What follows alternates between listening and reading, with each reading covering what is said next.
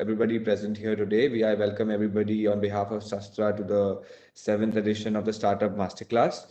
Our speaker today is Mr. Bhavesh Kothari. Before we start, I'd just like to give a short profile on him.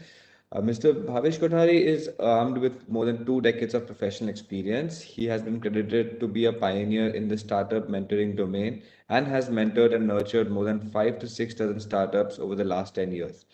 A chemistry majors graduate from Mumbai University with a postgraduate degree in event management, a diploma in international trade, and MBA in international business relations, a Six Sigma Green Belt certified professional, along with a certification as a enter trainer. He craves for learning all the time. He is currently building a dedicated VC fund called Millennium Divas Fund, focused on investment in early stage women led co founder startups. He's also the founding partner at Syndicap Ventures Partners, a dedicated platform which is refining and redefining syndicated angel investments in startup ecosystem in the country. Before I take up more of time, it will be great if I hand over the floor to Mr. Kothari. So you may start now. So you're on mute, sir. See, that is the problem with being virtual. We are still getting used to it. So first of all, thank you so much, Padmina, for this warm welcome. My sincere apologies for the 7-minute delay because of the technical challenges. Thank you so much, Dr. Dhara, for inviting me here. In fact, it's always an honor to speak to students, and want to be entrepreneurs because I think as an industry professional, it is good to share knowledge and experience with the young generation. It gives a great exchange of energy and knowledge as well, right? So that is what I strive to do. That is what I hope to do today by this small presentation that I've put together. But before that, I would urge everyone to please pay attention to what I am going to be sharing and take the most out of it is what I could request, because I think we all have committed today to be a part of this wonderful initiative, right? So I think let's take that further step and go ahead and exchange and learn. Also, if you have any questions, right, what you could do is you could either park it at the end of the session or put it in the comments chat section, so that once the session is over, we could together solve the puzzle that you have in your mind, right? So with that, let me quickly share my screen and start on with the presentation that I have prepared. It's a brief presentation. What I'm going to do is I'm going to talk about what is called as value proposition in the first place, and how do you develop a very solid and robust value proposition strategies. So, when you are starting a business or when you're already, starting a startup, right? What is important is to understand what is value proposition all about, right? And how are you going to be able to add value to your consumers, your partners, your ecosystem players, and so on and so forth, right? So, what's up, applications?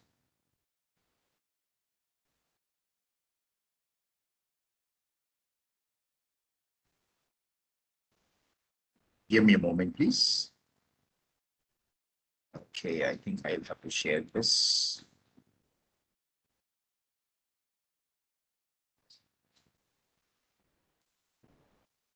Are you able to view my screen?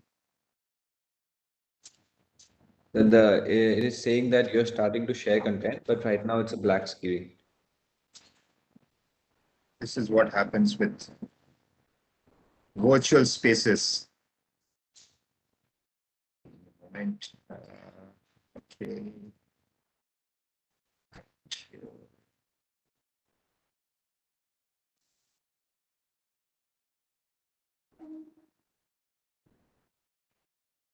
Okay, so in the meantime, as the presentation starts, right, I want to do a quick rundown. Please raise your hands if you're a startup, you've already started your business. Uh, Sir, I think the most of our students right now in RRU are very new to the culture of innovation and ecosystem. That is one of the targets that this startup masterclass is aiming to achieve is to promote this kind of ecosystem platform, or you want to call it. So, most of our startups right now do not have have started a company. We do have a couple of staff members who have come to us with a proposal, an idea yet, but So Sastra aims it is to more of ideation phase people. Okay, indeed, great. exactly. Fantastic. So I think it makes my life more easier also to make sure that I make it as simple as possible, as easy as possible, so that all of the participants can understand. Great. So what I'm going to do is I'm going to cover developing a value for your startup or for your business, which you're going to look at starting. I think it's a great point to understand where it is and how do we do about. So before that, first of all, thank you, Shastra, for inviting me and encouraging me to be a part of this. Pradyumna and Dhara have been very, very consistent in following up and making sure that I join to be a part of this. So much once again. Uh, Quickly, I'm sure. Welcome. Good morning, everyone. My name is Bhavesh Kothari. I'm the co-founder and director for Billion Limited, founding partner at Syndicap Ventures. Uh, I'm sure everyone would have seen this, or maybe someone would have, some of you would have seen this, right? This is called a golden circle. This is by a very powerful entrepreneur called Simon Sinek, and he has written various books also on that. This is called a golden circle, and whenever I start my presentation, I start with this because it has very clear three messages. That. You do what you do, but you also have to understand how do you do it and why do you do it, right? So this is what, when you are starting up, keep these three very key pointers in mind. The first is the why, the purpose of why are you starting your startup or why are you starting a business. It can be because you saw a problem that you faced and you found that there are several other people who might be facing similar challenges, right? So that's the purpose. Why are you starting it? Because there's a problem, and you have a solution to that problem. Like, for example, I always give a classic example of Ola and Uber, right? So we had a problem of multiple problems. One was security and safety, hygiene and wellness, safety and risk, one of the major problems, transparency in terms of fares, right? And obviously, inconvenience, or I would say rather not really inconvenience when you have to go out, you have to ask the auto guy or the cab guy that, would you want to come to this particular destination that I want to go? And 99.9% of the time you get rejected that because they don't want to travel either a short distance or a longer distance as well, right? So that was a problem. That was a bigger problem. And that is how, Ubers and Olas, of the world evolved as a business. And today they are, unicorns as well, right? So that is what the purpose was, to solve a problem, right? So that's the why of your business. Now, once you've understood the why, always start with why is what is advice, and then you look at how are you now going to solve this problem. Okay, so the methodology that you're going to use, how are you providing your product or services to your target customers? Okay, what is going to be the methodology or the means? Is it going to be an online? If it's going to be an offline, B2B, B2C, B2C, or B2G, whatever it is, right? So you need to understand how, and then you come to what is it that you want to then look at providing. Okay, so this is a very basic framework that you need to keep in mind, and not only when you're starting your business, but at each point of your journey in your entrepreneurship, you need to have a purpose. So for example, if you're creating a campaign, okay, to promote your product and services, you need to have a purpose. Why are you going to be doing that? You need to ask those questions. If you're developing new products or expanding to new geographies, you need to have a very solid why. Okay. So that is what is very, very important. as to understand the what, why, and how. Okay, so again, this also comes down to why will consumers or customers buy your product and services? There has to be a very solid reason, right? Is it because it is solving a problem? It is economic, it is quality, it is price, it is adding value to them. Okay, so in my entire presentation, one word you will always hear is value, value, value, because that is what is more important. Okay? How will the consumers, customers get return on investments, right? So when they are buying your product, they are going to invest money in buying your product. They are going to spend money, right? So how are they going to get return on investment? That is very, very important. Is there anything else that they will gain? Is there anything else that they will benefit apart from what you're trying to provide? Okay. For example, it can be, is it making their life much more easier, right? It is generally said that you need to help solve problems, right, from the market. I look at it from a very different perspective, and that is, can I make it more simpler for my consumers? Rather than solving a problem, can you make it more simpler, which eventually leads to problem solving? Right? So it's a different school of thought that I look at in terms of how am I going to make my customers or the industry that I'm serving life easier for them, so that is where they get attracted to buy my product or services. Okay. So let's look at defining the value proposition. Okay, it's a very simple layman term that I have used. It is basically a product innovation or a service or a unique feature that is intended to make a company or product attractive to your target customer. Okay, very simple. It has to be a very unique feature which intends to make a company or product attractive to your company. It is your, if you're a B2B, business to business, then it has to be organization that you're serving. Okay.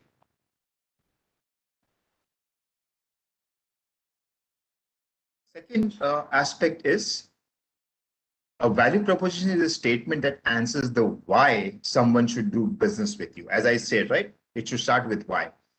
Potential customer understands why your services or product is of more value to them than the similar offerings from the competition that is available. It has to be focused on a value proposition, and that's what we are going to be covering anyways, right? What is a value proposition? It is a belief from your consumer or your vendors or your partners about how value will be delivered, experienced, and acquired. Okay, so that's the value proposition definition.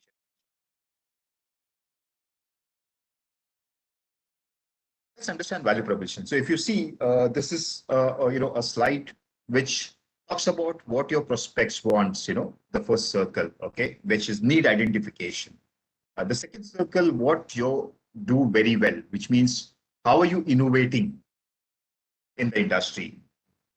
Third is what your competitors will do very well. So you're talking about learnings from the market, right? So this is what you are doing, and then you're blending it where, if you do what you do very well, but if you are not able to learn from your competitors, obviously no one's going to care, right? You're doing good, but your competitors are much more better, and you're not able to implement those learnings, and that is where you will fall in the quadrant of who cares, because obviously you're not being able to innovate. You're not being able to give more value proposition, right? Let's see, look at, what your prospect wants and what is the competitor offering, right? If you're not able to identify that, right, then that is where you should not enter that space, because you're not clearly able to define the need identification of your consumers, right?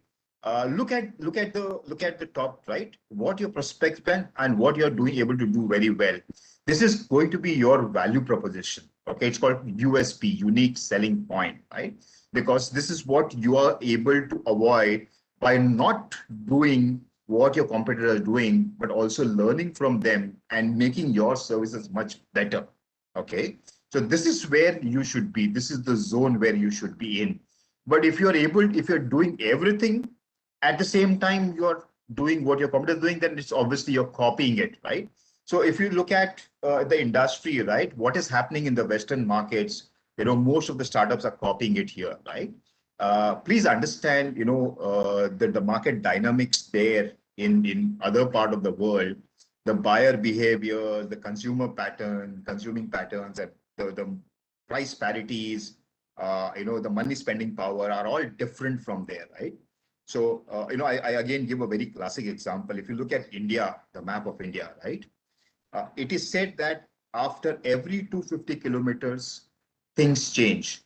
The state changes or the location changes, right? Let's say when you move from Mumbai towards Ahmedabad, every 250 kilometers, the buyer behavior changes, the culture changes, the food habit changes. If you go down south again, if you see, there's a huge shift in the culture, the way they engage and the way we engage here, right? So you have to keep in mind that every market becomes very different in its own purpose. So what might work in Ahmedabad might not work in Bombay or in Kerala or in Hyderabad or in Bangalore or in Chennai, right? So they are very different markets. They have a very different mindset. So if you see, Mumbai is known as the financial capital and the busy power hub, right? So what might work in Mumbai might not even work in, let's say, Amravati or Nasik or Nagpur or Satara, right? So because the mindset is different, the way people do business is different, the spend power is very different. So you have to keep in mind these parameters when you are entering different geographies and different markets, okay? Because that is how you will be able to define your value propositions. Uh, I'm sure everyone would have heard of this blue ocean strategy, right? So if not, do go through this. It's a wonderful way to understand how are you going to be able to create a better value proposition for your organization internally as well as externally. So when I say internally there are stakeholders like your employees, your vendors, your partners. Externally is your customers, your stakeholders, your ecosystem enablers, right? So what does it say? It says innovating value in your offerings. As simple as that. You should be innovative in what you offer to your consumers. How are you going to do that? In time. Identify when and how often are you going to be able to do that. This in design.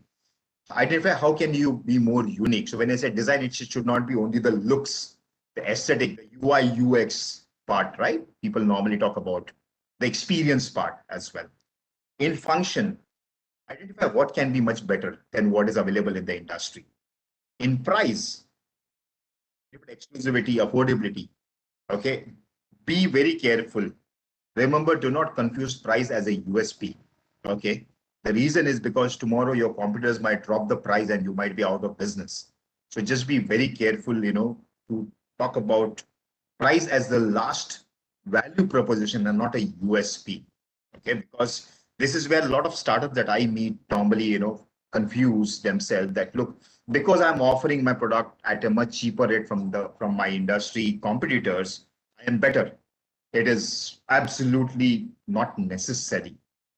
So just be very careful. You do not confuse, pricing as, a very big USP for your business. It should be, I think, third, fourth, or fifth, or maybe last at a lot of point of time, right? That can be an added bonus because you offer quality, value, and at a affordable price. That is why you become a much more, value solution provider or a value service provider to your consumers. These are some of the basics of value proposition. As a startup or business, right? It's better to understand the value. This is where it makes easy for your customers, your prospects, or your consumers to understand and help them translate in identifying their needs. So it is, actually aligning my needs with what you're offering. And this is one of the very key elements of a business model canvas. So, if you are starting your business now, I think the first thing you should do is put together a business model canvas. Okay, these are 9 elements. It's a very simple self-explanatory one pager. And every 3 months, at least, you should revisit those business model canvas because this is where it will help you understand. Huh? Yeah. Any questions? No, sir. You may Okay, continue, sir. yeah. Okay, great. Uh, See, for example, what your product and services provide. Very simple. Who are your consumers, customers? Define. How your product and services are unique. Lastly, the benefits or improvement they can expect, right? So as a customer, this is what they would look at. So as a business, this is what you should be able to first define in terms of product and services, who are your customers, how is it unique, and what will help them improve, or what can they expect as buyers. Some of the key best practices for value proposition, always listen to your consumers. This is where most of the businesses, are facing challenges, or they end up losing consumers. Always be ready to listen to your consumers. Acting and not acting on those solutions is the second stage. But if you don't listen to your consumers or customers, what they are saying. So for example, if there are a lot of reviews that happen, on digital platforms, you're not able to even address those or understand those reviews, you will not be able to get ideas. Most of the ideas are born because businesses listen to their consumers, and most of the innovations happen because that is where they are able to understand what the market wants and not what I want. I might want something very different which might not be aligned with the market, right? So it is always good to do that. Keep it hype free. Too much of hype, also at times kills, the whole space, right? So too much of noise, and your value proposition gets lost, right? It should be sound to the consumer. Focus on benefits at all times. What are the benefits that I'm offering my consumers? Be very vocal at the same time. Get the word, communicate. Okay, don't shout or don't make a huge noise. You should be able to communicate with the consumers regularly and not sit on their head, or keep bombarding information to them. Agility is very important. Let it evolve over a period of time. If you look at any startup business which has started over the last 3 years, right? Their business has evolved from where they started, from an idea to where they are. Because when you're starting up, right, you will tend to make a lot of mistakes, tend to learn a lot of things, tend to improve a lot of things. So agility is very important at that time. It has to be able to evolve over a period of time to make it more robust. And how will it happen? By listening to your customers, by making sure that you are understanding their requirements and tweaking it, or what is it called as pivoting in the startup world, right? Pivoting. So that is what you need to. Value proposition should evolve with products, services, industries, and customers. Otherwise, it just becomes, a barrier or a hindrance to your business growth.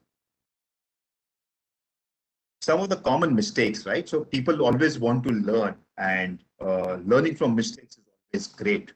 Make mistakes, fail fast, move fast. You will hear all those amazing words, once you step into the entrepreneurial world, right? But keep this in mind.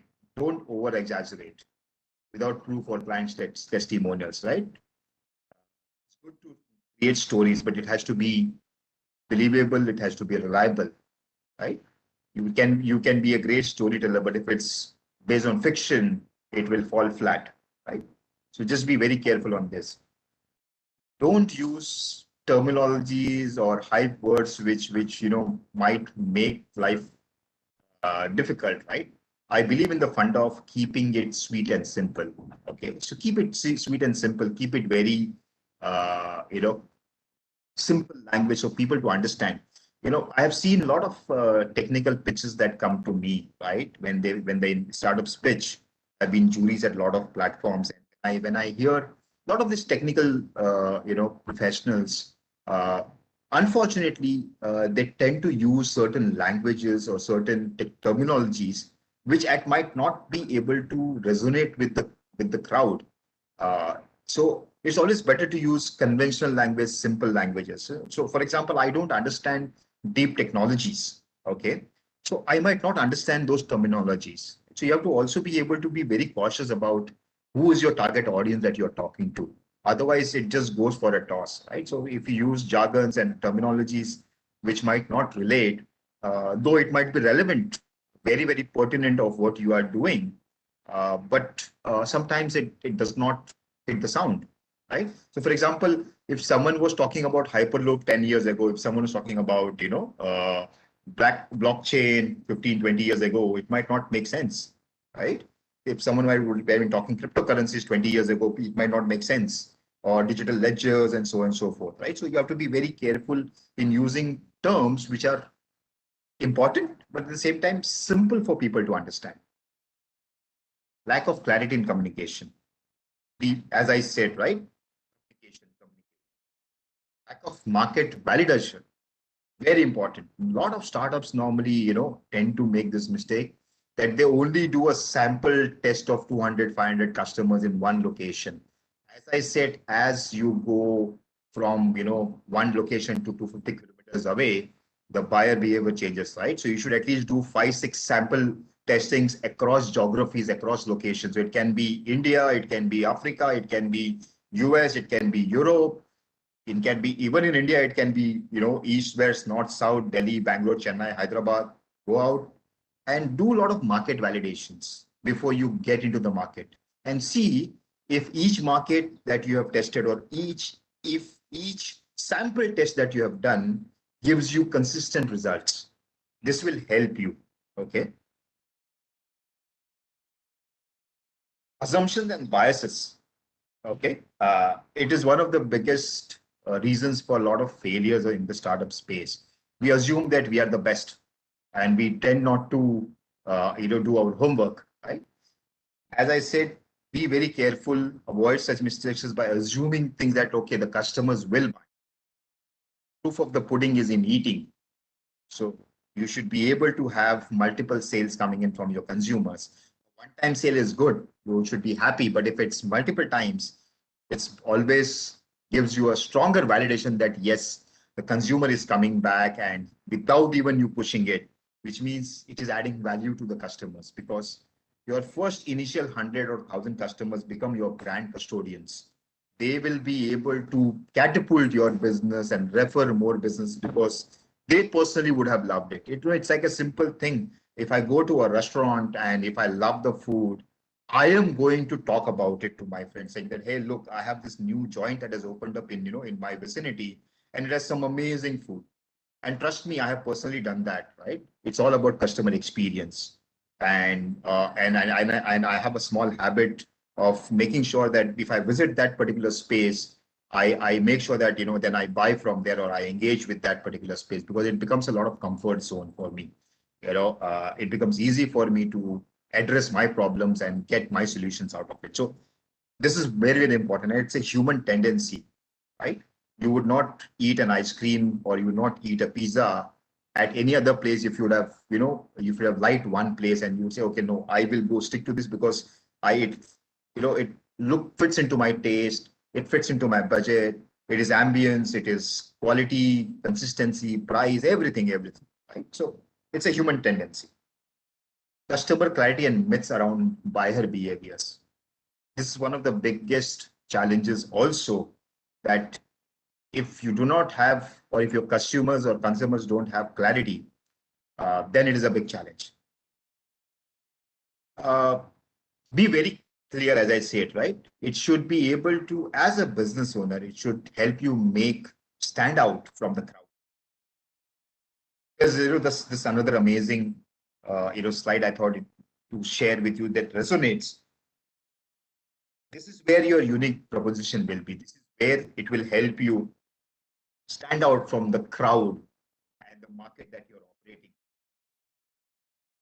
How many of you know, Uber, right? Everyone knows it. Ola, absolutely. These are one of the two major players, locally and globally as well, right? So look at from that perspective, your brand should stand out. As simple as that. People should recognize you, right? Coke and Pepsi. There are hundreds of drinks, right? Another example, it's a very great brand strategy, that that Coca-Cola uses, right? They say, sugar. It's a negative marketing, but the way they use it is fantastic. Okay. Uh, you don't go to a shop and ask for a mineral bottle. You go and say, Bisleri dena bhaiya. Please, can you give me a Bisleri, right? So look at the brand positioning Bisleri has done. Right? These are small things, you go to, a store and you ask for cookies or biscuits. So, Parle-G, for example, one of the biggest brands, right? Amul, classic brand. Again, how they position themselves is very, very unique, right? Look at the kind of marketing communication that they have, the marcom that they have, the hoardings that they put. It stands out. Okay, it stands out. Butter ho to Amul ho. Simple. There are hundreds of qualities of butter that you get in the industry, right? So that's how you have to capture the market.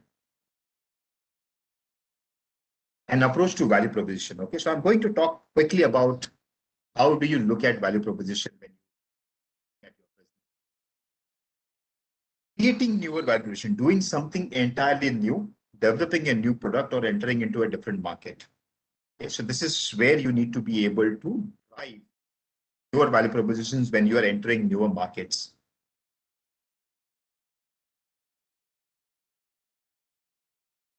Creating more value from what you already have, making your process more efficient so that you can deliver more value for the same price. So for example, uh, there are a lot of solutions. What happens is they provide one aspect and then they give a small top up to it, right? So that it enhances the value proposition. Uh, Very classic example of a homegrown business, Zoho, right? The kind of solutions that they have, offerings that they have, right? Is phenomenal.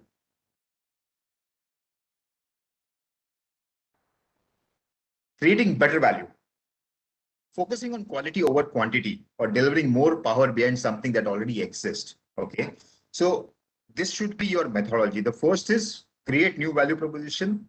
The second is create more value proposition. And then once you've created more value proposition, you need to also start bettering those value proposition, making sure that it adds more value and quality to your offerings. So these are the three very, very, perspective approach to value proposition for your business. I'll run through this slide. It's self-explanatory. Value creation strategy, create impact, going beyond what your competitors are doing and exceeding customer expectation. I've already covered that, right? What are you offering extra from your consumer? That's value. Value application, methods and tools to deliver value to your consumers and increasing customer base. Changing the traditional mindset, from if it ain't broken, don't fix it, to let's innovate. This is how a journey of transformation happen, right? Uh, don't try to reinvent the wheel. A lot of time, what happens is many of us as businesses, we try to reinvent the wheel, try to create a process which already exists rather than bettering the process. Right? That's what it is called, reinventing the wheel. Rather than that, innovate, maybe add a top of to it on what the current market offerings are already there. Right? So that's how you scale up your business. That's how you transform your business journey in adding more value to your consumers. Customer engagement, very, very important. Leveraging on information available from the existing customers to create a new, better, improved value. That is where I said, right? You need to be a great listener to your consumers. You need to listen to your customers, what they are talking about your brand, about your product and services, because this is where you will get new ideas and new opportunities to create in bettering or improving your product offerings or your solutions. Let's say you are a design company and your designs are amazing, but your customers are also giving you information that, look, if you're able to create a better design and better animated or better quality or better technology, or even better visual effects, right? That is where it will help you to create better value proposition.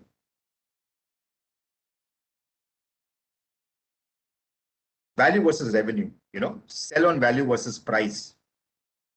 Okay. So be very specific on this. Fifth aspect is selling on value versus price. There's a difference between cost and price. Okay. There's a difference between, value versus price.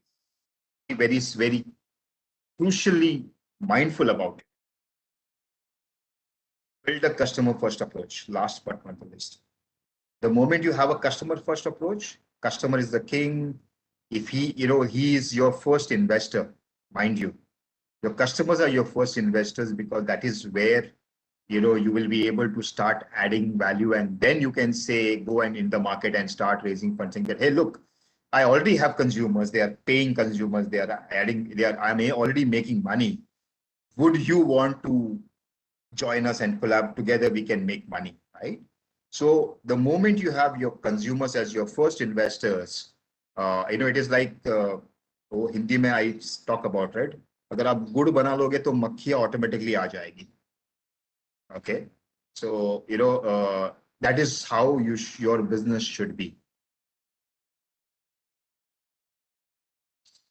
Let me quickly recap this slide. It's a slide from Strategizer that I have picked up, uh, which talks about 10 value proposition characteristics. The first is it has to be embedded in a great business model. Focus on what matters the most to the customers. The second. Third is focuses on unresolved pains. Okay. If it's solving a problem, it will make money. If it's addressing the consumer pain point, people will buy. Okay. Target few jobs, pains and gains, but extremely well. Don't, spread across. Don't start solving multiple problems at one point of time. Start with one problem, solve it, make it better, move to next, solve it, make it better, move to next, solve it, make it better. Okay. So focused approach rather than trying to spread across. वो पूरा रायता मत फैलाओ. That is what people talk about. So fifth, go beyond functional jobs and addresses emotional and social jobs, right? So it has to align with emotional and social aspects of a business. So I'll give you a very small example what we did recently on the 22nd of July. This was a 2-year project that we wanted to go ahead, and fortunately we have now gone ahead. What we did was, as Millennium Divas, as a platform, our objective is to nurture and encourage more women in entrepreneurship and in investment space, right? So there is a huge rise in women in workforce. There's a huge rise in women in the startup ecosystem or the business ecosystem, right? Especially the pandemic has added a lot of homepreneurs, to the industry. So what we did was we actually now have put a book out. Okay, we curated stories and we have now published a book called Eves Against the Odds. These are 25 inspiring women entrepreneur stories that are published to a curated approach where we had received over approximately more than 350 plus applications. We sifted through it, and then out of that, 25 women entrepreneurs are selected, and now they have become a part of the book. The book is actually supposed to be, in fact, it is going to be launched on the 5th of August at the Bombay Stock Exchange event that we are doing. So what we did was we ensured that it is addressed to the right audience. It has an emotional connect. It has a relatable story that your consumers should be able to, right? And what a better way to encourage and nurture more women by actually putting together their stories of their journey and how they've been able to build their businesses, right? So this is what we at Billion Divas took as an initiative and have published a book around that. Uh, uh, it is called Eves Against the Odds. It is available on Amazon and on Notion Press and on Flipkart also. Okay. So understand, how it can address the emotional space and the social activity also, right? So it is a great social impact that we are able to create through, putting this book together. It is addressing what our philosophy as a business is, right? So we are aligning and we are making sure that it addresses the whole vision, mission, and value of the organization. Point number 6, align with how consumers measure success, right? So if it doesn't add value to me as a consumer, I will not come back. Simple. Focuses on pains and gains that people will pay a lot of money for, right? So for example, again, coming back to Ola and Uber, right? The problem was I am not able to get a clean cab or a vehicle. The driver, I don't know who he or she is. I don't know, whether the fare is going to be transparent, the security and the safety, and I don't know, how am I going to be treated, right? So these are some of the bigger pain areas. And today, this Olas and Ubers of the world have addressed it, right? So I'm willing to even pay a additional price. So for example, yesterday, if I was paying, let's say 10 rupees from destination A to B, I am ready to pay 12 rupees today. The reason is because I get safety and security. I know who am I traveling with. I know I will get cleaner cabs. I know I will get decent drivers. I know my fare, transparency, and I have a receipt coming back to me. And if there is a problem, I can address that problem by, putting it on the application and it can get addressed, right? मैं तो पहले रास्ते पे देखते थे आप, तब मारा दौड़ी होती थी, right? So fights used to happen over fares कि नहीं भैया आपने 10 रुपए ज्यादा लिए हैं, 15 रुपए ज्यादा लिए हैं. So now you know the fare before you start. Okay, from A to B, this is going to be the approximate fare, right? And you are only charged that. Maybe, because of traffic, it might increase, but there is a transparency at least. You are prepared that, okay, I know how much I am going to pay. There are no surprises coming in. Your heart is not beating looking at the meter. You already know this is what it is going to be, right? वो जैसे वो metre बढ़ता था हमारी धड़कनें बढ़ती थी पहले. अभी लगता था वो मीटर फॉल्टी है. अब इतना देना है. Simple, right? So it aligns with the pain that I used to go through, right? Differentiate from your competition. Very important. It has to be a differentiator. If it's only me too product, people will not buy. Outperform competitors substantially on at least one dimension. You should be able to outperform your competitor in at least one area of your business. And when I say outperform, it has to be miles, right? Well, you see this rally race there, where relay races where, you pass on the baton, right? There is hardly a lot of times a tough fight because one of the participants out of the 4, they have already covered miles, right? So it should outperform your competition so that you don't have to worry and make sure that you know that you're going to win the race. So these are some of the 10 very important aspects. The 10th is it is difficult to copy. If it's copyable, it is not unique. As simple as that. If I can copy what you are able to do, it is not unique. Period. So it has to be unique. It has to be very difficult, if not impossible. It should take at least a year and a half, 2 years for your competitors to copy what you are doing. This is where you are ahead of your competition and you have outperformed them and you are ahead of the curve.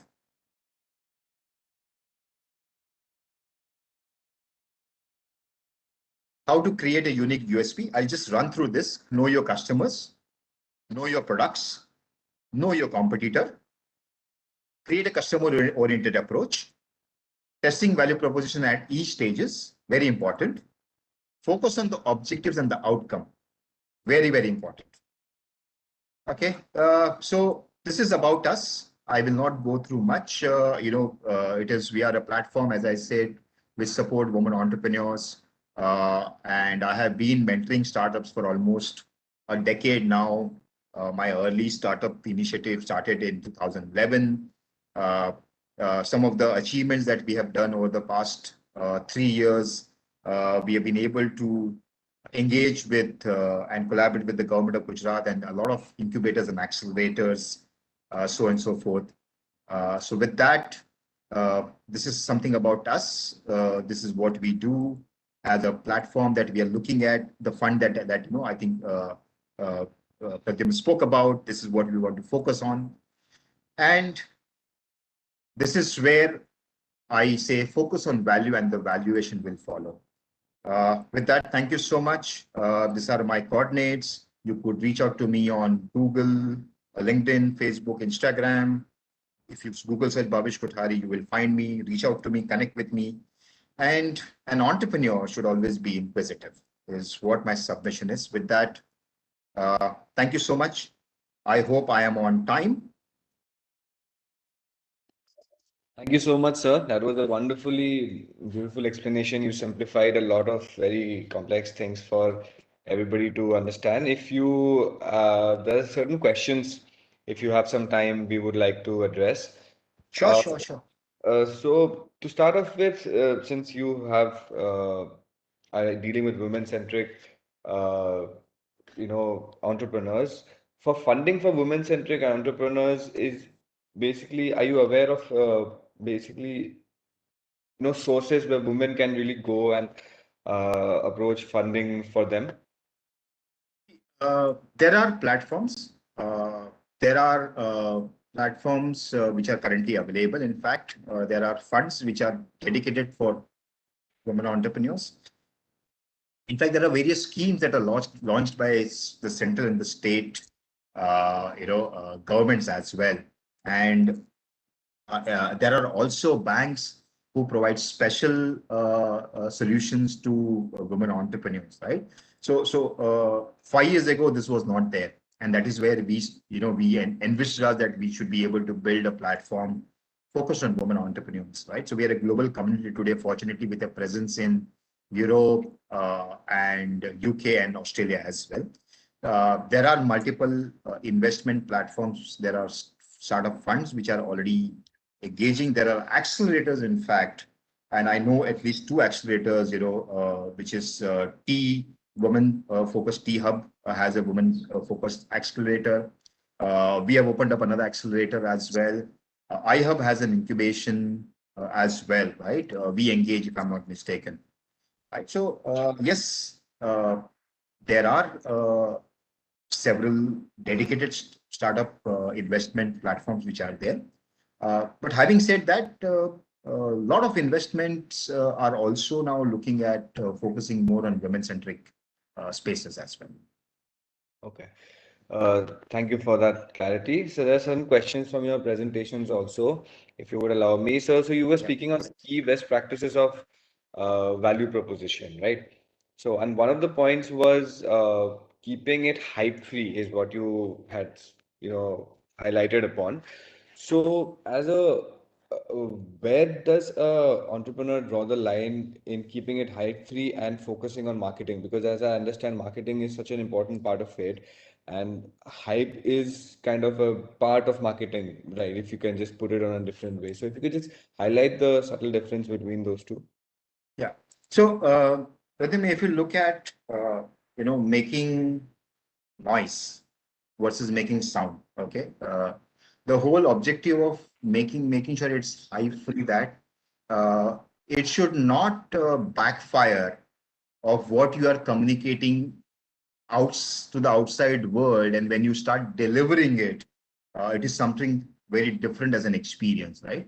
So let's assume if the offering that you are offering to your consumers has, let's say, five key elements, but you start talking about five more elements which are not there, right? And you're hyping it up, saying that this is one of the best products, top rated, less expensive, easy to access.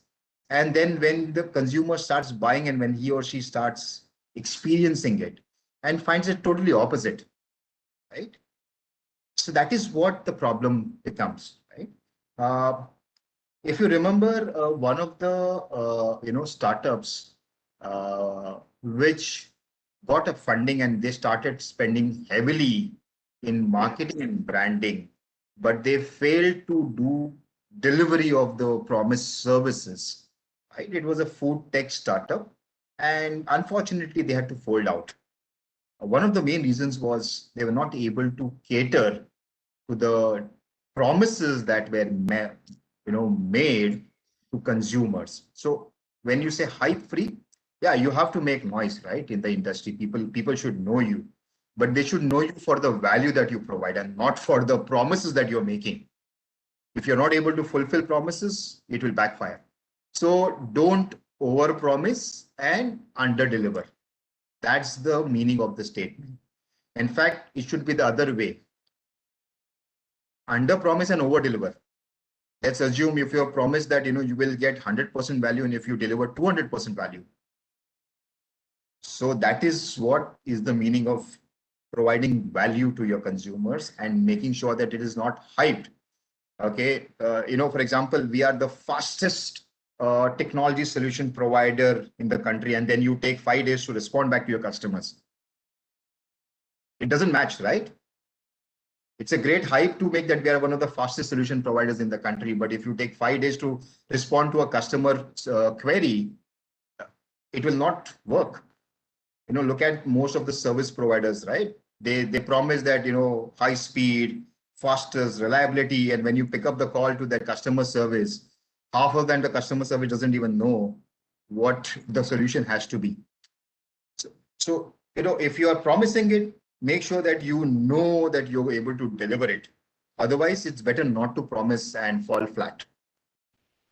Okay, thank you, sir. And just to build up on the marketing aspect that I touched upon in my last question, the example that you gave about how Amul makes a very clear marketing strategy, Bisleri, like the example that you had mentioned for Bisleri, Amul. But from what my understanding is, those are products which are already there. What advice would you give for early stage startups, when they are pushing for such kind of, creating a space for themselves in the market? They cannot be like similar strategy which is applicable to Amul or Bisleri. So what would your advice be for early stage startups? So I think if you look at these companies, right, they started being known, because they had to go through a journey. But if you look at their early journeys when they had launched the product, so brand positioning is one aspect. The providing of quality is the second aspect. The understanding of the market is the third aspect. So you should be able to understand the market in the first place. And that is how you will be able to create a brand strategy around that. So there are several ways, right? Number one is, are you socially present? Because today, everyone has at least a digital mobile phone, right? Be it iOS or Android. Today, mobile phones have become not a necessity. They have become a part of our lives, right? Everyone has an internet. In fact, if you look at the ratio of the mobile phones versus laptops and desktop, right? Not everyone might have a laptop or a desktop, but at least everyone has a mobile phone. So the penetration of digital is very, very important. If you are not digitally active, you are not alive. That's the first aspect. Second thing is, if you're not communicating what you do and people don't know about you, then it's a big problem. So this is how you start, right? If you look at the journey of any entrepreneur, right? The first 3-4 years, the founders are known, then the brand, and then the curve starts reversing. The brand starts knowing, it goes on being bigger and bigger and bigger. So it's a journey. But in that journey, the one thing is constant is communication to the market. Constant communication, clear communication, crisp communication, making sure that a portion of your budget is utilized in marketing and branding, in the right marketing and branding, and not excessive marketing and branding. Too much of shouting around and not being able to deliver will fall back, right? So communicate to the industry that, look, we are present, and start building on that. And this is a journey where you have to also have to listen to your customers. Don't hear, listen to your consumers, what they're talking about. Take their feedbacks, evaluate, identify. So it's a whole gamut of, not just one strategy, right? There's a whole multi-dimensional approach to building a brand. And once it gets synonymous, then you don't have to. So today, a brand like the name itself, Coca-Cola, or the brand logo of Coca-Cola is much more worth, or a Pepsi is much more worth than what they do business. that's a legacy that they have been able to build, and it builds over a period of time. It takes time. You have to constantly make sure that you are speaking out, make sure that you stand apart from what they are. So today, again, sorry to take an example of my own organization, right? We are very strategically aligned to talking about only women entrepreneurs. We are not only a community. We are a platform. We are a ecosystem collaborator and initiator in whole. 4 years ago, when we started talking about women entrepreneurship, people started telling us that, look, why are you differentiating between a man and a woman? An entrepreneur is an entrepreneur. I said, look, I am not differentiating. I'm just trying to add more value to where it is needed and where it is most imperative today to talk about how can we create a very different platform and a support system to women entrepreneurs, because their challenges are very different from their male counterparts, right? So you need to talk about it by not saying that, look, we want to be gender biased. We are gender neutral, because obviously we talk about women co-founders, which means one of the founders has to be a man or a woman. That doesn't make sense. It is not mandatory that we should be only having women co-founders engaged with us, right? So that is the differentiator. How are you communicating and making sure that you are also growing the pie? See, it is good to fight with the current, pie that you have, right? The current market. But if you're able to grow the market and make it much more larger, that is called value proposition. That is what you have been able to build a brand. That is what, if you see, a lot of the startups which have become unicorns have been able to build. They've been able to disrupt the market. They have been able to create new opportunities, and they have been able to create new value propositions. And also making sure that they have an eye on where the industry is moving. So that's what is important. That clarifies a lot.